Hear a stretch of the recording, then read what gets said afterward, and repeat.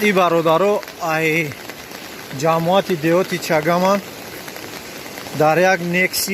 نکسی سفید ای کلوب با سنگوی چگم خواسته بگذاره طرفی چگم ای بلو سیل میویا زنی قدمی قربون بده دو بچه و یک بودک شفیر دو بچه هم شفیر قطی دو بچه زنه گدرنی ماشین شیشته زنی قدمی قربون نکسی رسل دو مالوک چپا کده آنا جورو ایو او بودک یافتن ای قشلوق اوزبکو سر چشمه بودک یافتن مرده بچه تو بالین سر بردنش آنا دو بچه که دیگر نیافتن این مردم یک 15-20 نفر بودن نمیدارند تو استمازو رو دینا بویرا کوفتا رفته سن این برادرو ای چگمان ای خدا بیاوانشون